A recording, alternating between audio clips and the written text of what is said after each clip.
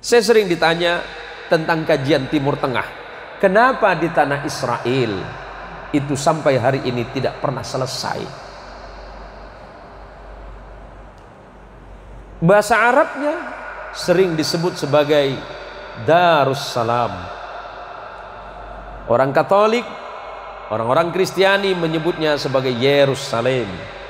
Yerusalem terambil dari bahasa Yarushalayim. Sementara orang Mesir kuno menyebutnya sebagai Ursalimum. Ursalimum artinya tanah kedamaian. Kemudian dalam bahasa Aramaik menyebutnya sebagai Yerusalem atau Yerushalayim. Artinya apa? Tanah penuh kedamaian. Arab menyebutnya Darussalam, negara yang penuh kedamaian. Namanya tanah kedamaian, tetapi kenapa nggak pernah damai? Persoalan yang ada di Palestina itu kurang lebih 3000 tahun, Pak. Sampai hari ini 3000 tahun persoalannya belum selesai. Sejarawan menyebutkan bahwa Yerusalem itu dibina oleh Daud dan Sulaiman.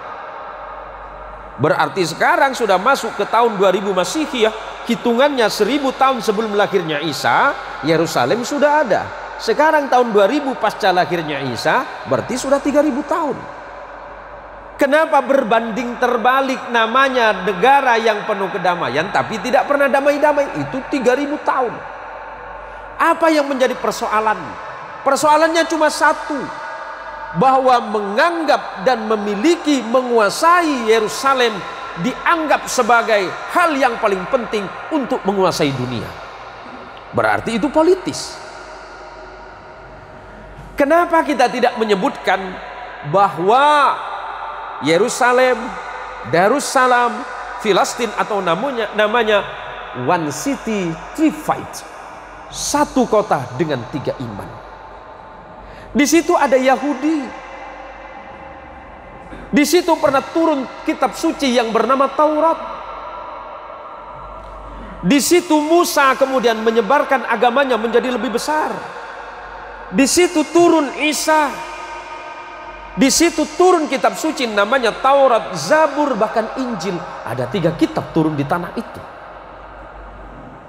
Dan Nabi kita Muhammad SAW pernah melakukan rihlah spiritual, perjalanan spiritual waktu terjadinya Isra dan Mi'raj. Nabi Mi'rajnya dari tempat ini.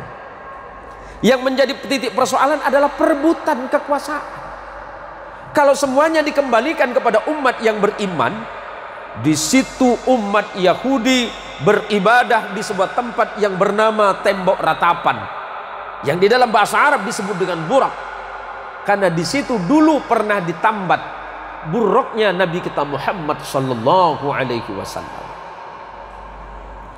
Tidak jauh dari situ ada gereja suci yang diyakini sebagai tempat lahirnya Yesus Kristus. Dan umat Islam juga meyakini bahwa Al-Aqsa berdiri di tempat itu.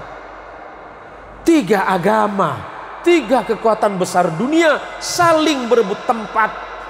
Padahal Allah menyebutkan bahwa tanah Yerusalem adalah tanah yang penuh dengan kedamaian, tetapi isinya ternyata manusia yang tidak pernah berdamai. Mari semuanya kita kembalikan kepada diri kita. Tidak perlu kita memperdebatkan itu. Tinggal kita bagaimana kembali kepada iman kita masing-masing. Yang Islam silakan meyakini agamanya, yang Kristiani silakan mengimani apa yang Anda yakini. Tinggal bagaimana kita sekarang membentuk kehidupan manusia yang lebih bermoral, yang lebih beradab, bahkan lebih maju dan moderat. Bukankah Rasulullah Muhammad SAW ketika membangun Madinah mempersilahkan siapapun untuk tinggal di kota Madinah? Yang Yahudi monggo, kata Nabi. Yang Nasrani silahkan. Yang Islam juga. Yang orang-orang Majusi boleh. Bahkan orang yang tidak punya agama pun pada masa itu boleh tinggal di Madinah. Tapi kenapa kemudian hilang? Karena merasa tidak cocok dengan kehidupan yang ada di tengah-tengah masyarakat Muslim.